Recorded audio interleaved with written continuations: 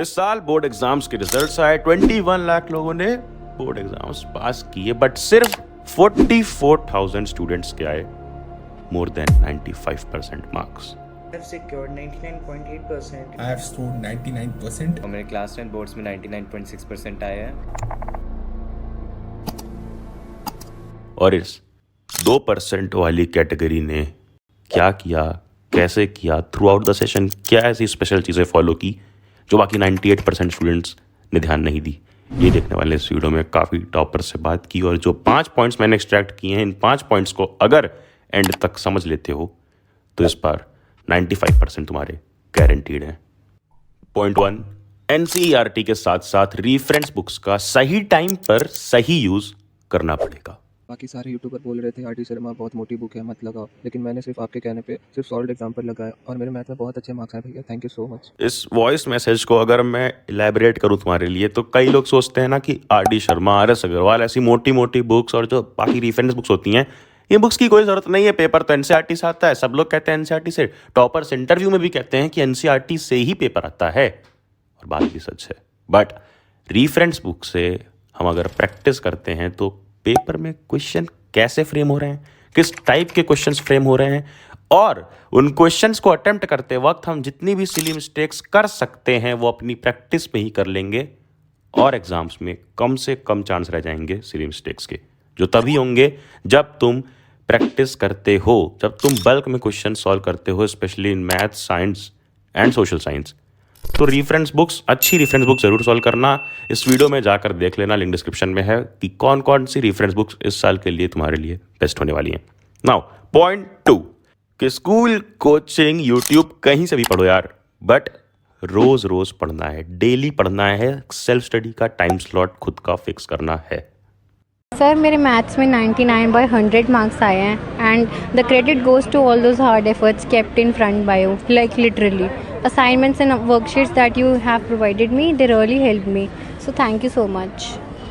एक case study ले लेते हैं। एक राजू है, एक श्याम रोज रोज पढ़ रहा है, रोज, यानी एग्जाम्पल के तौर पे 100 डेज अगर उसके पास है तो वो daily 15 questions are D Sharma या फिर कोई और बुक से मैथ्स के लगा रहा है। और दूसरा है अपना राजू, जो शॉर्टकट ढूंढता है और सोचता है कि आखिर में ही पढ़ लूंगा, लास्ट का 1 मंथ जब आते हैं तो वो अब 30 डेज में रोज रोज रोज ज़्यादा क्वेश्चंस लगाने पड़ रहे हैं उसे, रोज वो 30 क्वेश्चंस डेली लगा रहा है।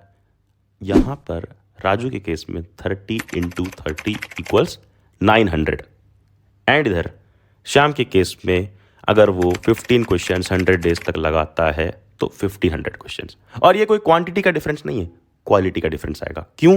क्योंकि जिस काम को श्याम ने ज़्यादा क्वेश्चंस भी किए, प्रॉपर टाइम के साथ किए, क्योंकि वो रोज कर रहा था सिर्फ 15 क्वेश्चंस, उसके पास क्वेश्चंस लगाने का भी टाइम था, क्या गलतियां हुई वो भी देखने का टाइम था, और डाउट अपने टीचर से जाके डिस्कस करने का भी टाइम था। जो एंड में अगर तुम रोज 30 क्वेश्चन यानी कि डबल भी करते हो डेली तो भी तुम्हारे पास ये सारा टाइम नहीं बचता है, क्योंकि लास्ट 30 डेज में हमें कई सारे सब्जेक्ट्स को एक साथ मैनेज करना होता है, सैम्पल पेपर लगाना होता है, प्रीवियस ईयर पेपर्स लगाने होते हैं, तो हम आगे के पॉइंट्स में समझेंगे। एंड थर्ड पॉइंट इज कि सिलेबस ऑन टाइम ख़त्म हो जाने चाहिए। क्यों? राम राम पढ़ ले भैया, सिर्फ आपके चलते मेरे 96.4% आए हैं।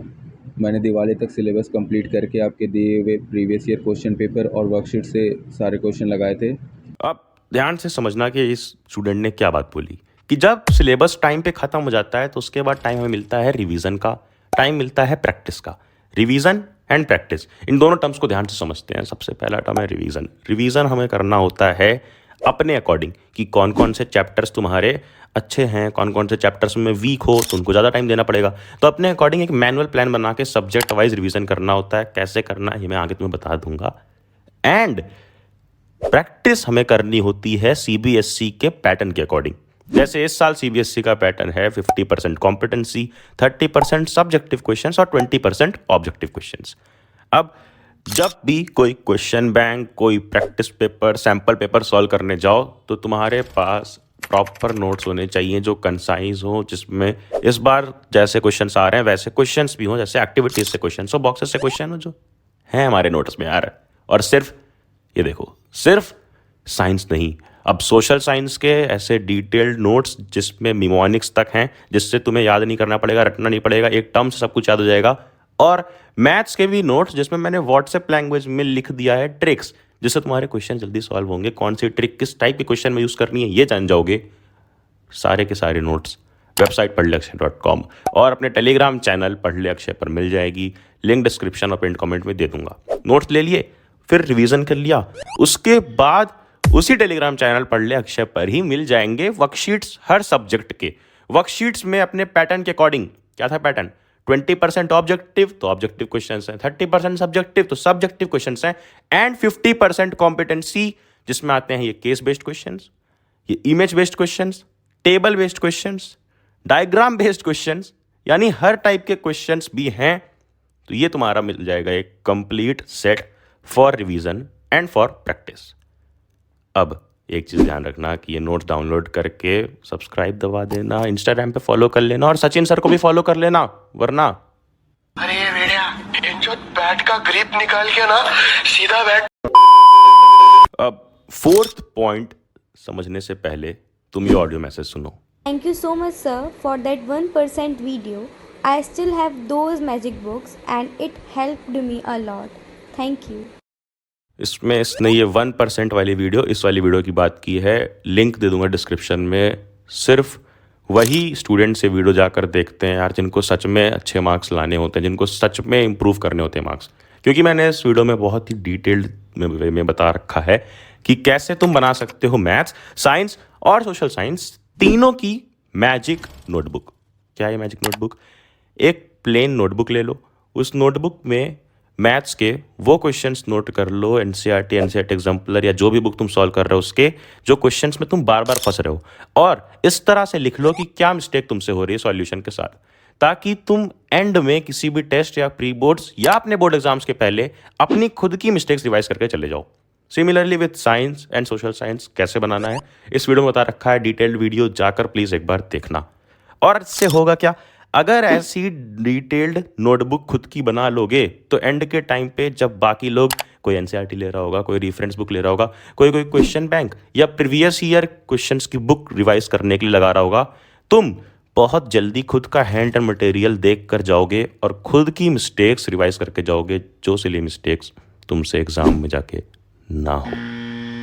And the last fifth point is कि प्री बोर्ड्स तक सब कुछ खत्म कर लेना कि उसके बाद सिर्फ प्रैक्टिस करने को रह जाए। क्यों? मेरी हैंड राइटिंग बिल्कुल अच्छी नहीं थी, आपकी प्रेजेंटेशन वाली वीडियो ने बहुत हेल्प की। थैंक यू भैया। और यार बात सिर्फ हैंड राइटिंग की नहीं है, बात यहाँ पर इंपॉर्टेंट ये पड़ जाती है कि तुम्हारी प्रेजेंटेशन कैसी है। तुमने आंसर्स याद कर लिए, तुम्हें क्वेश्चंस तुमने प्रैक्टिस कर लिए, सब कुछ कर लिया, बट अगर अपने आंसर्स को, अपने थॉट्स को प्रेजेंट करना ही नहीं आता है तो कोई मतलब नहीं है यार पूरे साल मेहनत करने का, क्योंकि क्वेश्चन के पैटर्न चेंज हो रहे हैं। अब ऐसे स्टेटमेंट बेस्ड क्वेश्चंस आ सकते हैं, ऐसे इलैबोरेट करने वाले कन्वर्सेशन बेस्ड क्वेश्चंस आ सकते हैं लिटरेचर तक में, और मोस्ट ऑफ द स्टूडेंट्स के साथ लिटरेचर में ही मार्क्स कटे हैं। तो प्रेजेंटेशन इम्प्रूव तभी हो पाएगी जब तुम ज़्यादा से ज़्यादा सैम्पल पेपर सॉल्व करो, क्योंकि सैम्पल पेपर ये इकलौती ऐसी चीज़ है जिस पे लेटेस्ट टाइपोलॉजी के क्वेश्चन रहेंगे जो टाइपोलॉजी सीबीएसई रिलीज करती है, और उसमें ही तुम टाइम मैनेजमेंट सीख सकते हो, प्रेजेंटेशन सीख सकते हो, कितने वर्ड्स किस में लिखने हैं, किस सेक्शन में तुम्हारा ज़्यादा टाइम जा रहा है। ये सब चीज़ें जब तुम पहले से ही एनालाइज कर लेते हो ना, तो वहाँ एग्जाम हॉल में बैठने के बाद तुम्हें ये चीज़ें डिसाइड करने की ज़रूरत नहीं पड़ती है कि ये सेक्शन कठिन लग रहा है या वो सेक्शन कठिन लग रहा है। सब कुछ सॉर्टेड रहता है जब तुम उसी टाइप के, उसी पैटर्न के क्वेश्चन सैम्पल पेपर्स में ऑलरेडी लगा चुके होते हो। आई होप ये पांचों पॉइंट्स हमेशा की तरह तुम्हें पसंद आए, समझ में आए। नोटिफिकेशन छेड़ दो कि अगली वीडियो मिस ना हो, ये वीडियो सब में फैला दो कि सबके 95% आए यार। एंड देन क्या, अबे जाना, जा पढ़ ले।